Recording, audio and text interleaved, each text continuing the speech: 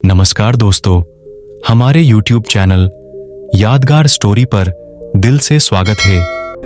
दोस्तों, हमने ये बात हर किसी से सुनी है कि शांत रहना सीखो। आज की वीडियो में आपको पता चलेगा कि कैसे कम बोलना या सोच समझकर बोलना हमारी जिंदगी बदल सकता है। बोलना ही नहीं बल्कि मौन में भी बहुत शक्ति होती है। यही कारण है कि धर्मों में मौन को बहुत महत्व दिया गया है। वैज्ञानिकों द्वारा भी इस बात को माना गया है कि सेहत से मौन का गहरा संबंध है और इससे मानसिक शांति मिलती है। मौन से विचारों में एकाग्रता आती है और रचनात्मकता बढ़ती है। इसलिए जितने भी साधु संत या तपस्वी हुए, सब ने मौन रहकर और ध्यान लगाकर ही संसार के गूढ़ ज्ञान को प्राप्त किया।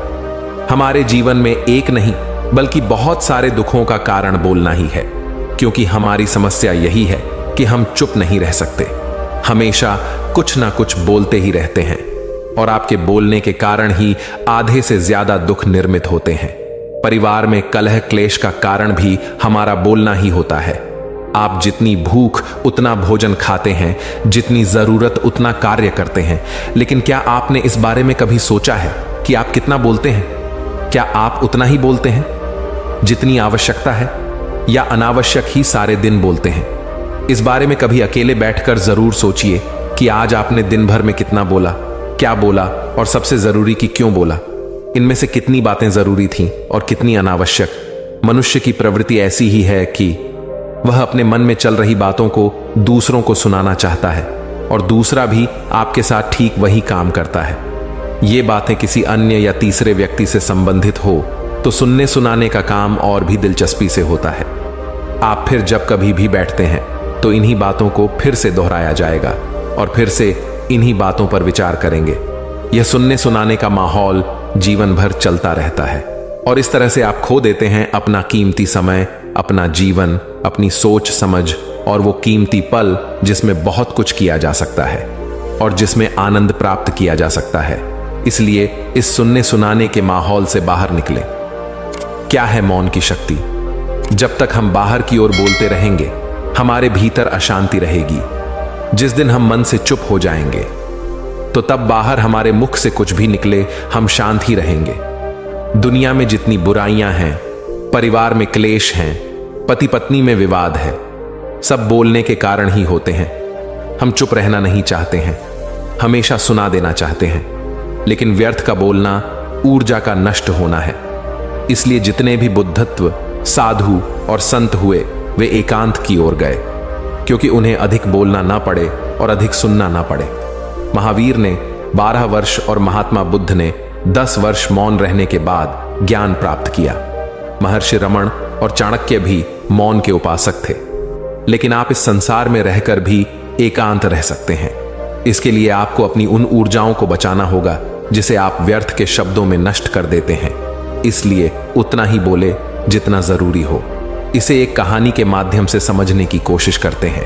एक बार एक गुरु अपने शिष्यों को उपदेश दे रहे थे कि मौन की शक्ति इतनी ज्यादा है कि अगर आप सभी ने शांत रहना सीख लिया तो आप जीवन में जो भी चाहते हैं वो सब कुछ करना आपके लिए बहुत आसान हो जाएगा। इसके बाद शिष्य ने गुरु से पूछा कि गुरुवर, हम शांत रहना, चुप रहना, मौन रहना कैसे सीख सकते हैं और चुप रहने के क्या क्या फायदे हैं? कृपया करके आप हमें बताइए। गुरुजी ने कहा, आज मैं तुम्हें ऐसे 8 फायदे बताने वाला हूं। अगर आपने चुप रहना सीख लिया तो आप हैरान हो जाएंगे कि कैसे आपकी जिंदगी पूरी तरह से बदल रही है। गुरुजी ने उपदेश देना शुरू किया। गुरुजी ने कहा, वैसे तो इंसान को 2 साल लगते हैं बोलना सीखने के लिए, लेकिन पूरी उम्र कम पड़ जाती है यह सीखने के लिए कि कब, कहां, कितना बोलना है। आगे गुरुजी कहते हैं, नंबर 1, कोई ऐसी हॉबी खोजिए जिसमें चुप रहना पड़ता हो। अपने आप चुप रहने का अभ्यास करने से यह फायदा होता है कि जब आप लोगों के बीच होते हैं तब अधिक शांत रहना बहुत आसान हो जाता है। अभ्यास करने का एक बढ़िया तरीका यह है कि आप कोई ऐसी हॉबी खोज लीजिए जहां आपको चुप रहना हो, और अच्छा होगा कि अपने में ही मग्न रहना हो। योगाभ्यास, गीत लिखना या किसी भी ऐसी चीज को करने की कोशिश करिए जिसमें आपको चुप रहना हो और आपके मन में जो भी हो उसे कहने की जरूरत ना हो। पढ़ने से भी आपको चुप रहने में बहुत सहायता मिलती है। जब आप अपनी हॉबी पर लगे हों तब कोशिश करिए कि कम से कम 1 घंटे तक आप कुछ नहीं बोलें। उसके बाद 2 घंटे तक ऐसा करिए। फिर 3। सोचिए कि आप बिना कुछ बोले पूरा 1 दिन बिता सकते हैं। गुरुजी आगे दूसरी बात बताते हुए कहते हैं, एनर्जी को दूसरे तरीकों से बाहर करिए। हो सकता है कि आप बहुत बातें कर सकते हो, आपके अंदर बहुत ऊर्जा है, लेकिन याद रखना, कितनी भी अच्छी बातें आप करो, लेकिन लोग हमेशा ज्यादा बोलने वालों को पागल समझती हैं। इसलिए खुद को लोगों की नजर में गलत बनाने से अच्छा है कि आपको कोई दूसरा तरीका खोजना होगा, जहां आप अपने मन की वो सारी बातें कह सकें जो कि आपके दिमाग में भरे हुए उस पूरे गुब्बार से आपको छुटकारा दिला सके। उसके लिए आप कुछ काम कर सकते हैं, जैसे वर्कआउट करना, खासकर भागना आपको उस अतिरिक्त एनर्जी से छुटकारा दिलाने में भी आपकी मदद कर सकता है। लंबी दूरी की वॉक तथा खाना पकाना भी आपकी ऐसी ही मदद कर सकता है। देख लीजिए कि आपके लिए क्या ठीक रहेगा। गुरुजी आगे तीसरा तरीका बताते हुए कहते हैं, ध्यान करिए। अपने दिमाग को बंद करने का और अपने शरीर और व्यक्तित्व को शांत रखने के लिए मेडिटेट करना एक शानदार तरीका है। प्रत्येक सुबह 10-20 मिनट के लिए किसी शांत कमरे में आराम से बैठ जाइए, अपनी आंखें बंद कर लीजिए और अपनी सांस को शरीर में आते जाते हुए देखने पर अपना ध्यान फोकस करिए। अपने शरीर के एक एक भाग को महसूस करने पर फोकस करिए और ध्यान दीजिए कि जब आप वहां बैठे हैं तब आप क्या सुन रहे हैं, सूंघ रहे हैं, महसूस कर रहे हैं। किसी भी तरह के गंभीर विचारों को आने से रोक दीजिए और केवल उसी पल में रहने पर तथा खामोशी रहने पर ही फोकस करिए, जिससे कि आप और अधिक शांत हो पाने की राह पर चल पड़ेंगे। ध्यान करने से आपको अपने मस्तिष्क और शरीर पर और अधिक नियंत्रण मिल जाएगा। गुरुजी आगे चौथा तरीका बताते हुए कहते हैं, प्रकृति को देखिए, टहलने जाइए, बीच पर जाइए, शहर के दूसरी ओर बगीचे में सुंदर पेड़ पौधे देखिए, जंगल में जाइए। प्रकृति के निकट पहुंचने के लिए जो भी करना हो वो करिए। कोई चीज जो आपसे इतनी अधिक परमानेंट है, उसके सौंदर्य और शक्ति को देखकर आप इतने अभिभूत हो जाएंगे कि आपके सभी संदेह और शब्द गुम हो जाएंगे। जब आप किसी ऐसे सुंदर पर्वत की तलहटी में खड़े होंगे जो समय की शुरुआत से ही वहां है, तब उस समय अगली बार बिना वजह किसी के साथ बक बक करने में आपका कभी मन नहीं लगेगा। अपने 1 सप्ताह में से प्रकृति के लिए कुछ समय निकाल लीजिए। आप प्रकृति देखते समय आप वहीं पर अपने विचार भी लिख सकें। लोग अगर हमारे मुंह पर ही ये बता दें कि आप बहुत ज्यादा बक बक करते हो, तो हमें उस वक्त बुरा लग जाता है, लेकिन ये बुरा लगने की बात नहीं है, बल्कि सामने वाले इंसान ने हमें एक ऐसा मौका दिया है जिससे हम खुद को जान सकते हैं और मौन रहने का महत्व समझ सकते हैं। वरना हम खुद कभी वो समझ ही नहीं पाते और हर समय ज्यादा बोलकर लोगों की नजरों में अपनी वैल्यू भी कम करा लेते हैं और अपनी एनर्जी भी बिना वजह नष्ट करते हैं। गुरु आगे 5वां तरीका समझाते हुए कहते हैं, संगीत को बंद कर दीजिए।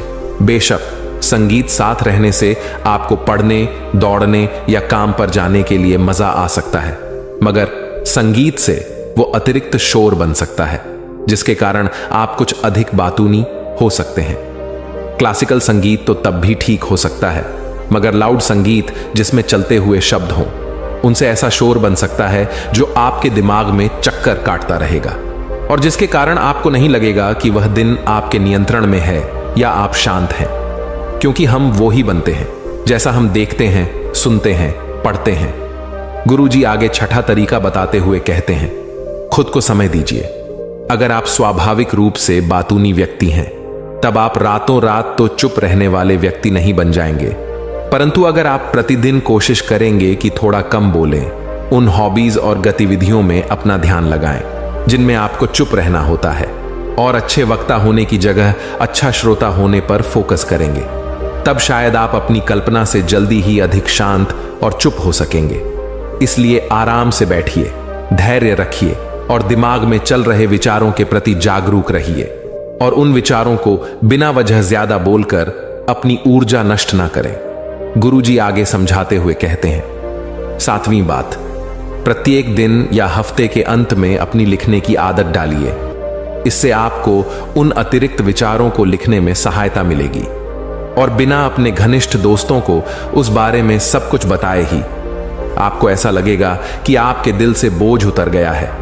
आप केवल यह लिख सकते हैं कि दिन भर में आपके साथ क्या क्या हुआ, जिसके बाद आपके मन में और सवाल उठेंगे और आप अपने मन की गहराई की चीजों के बारे में भी लिख सकेंगे।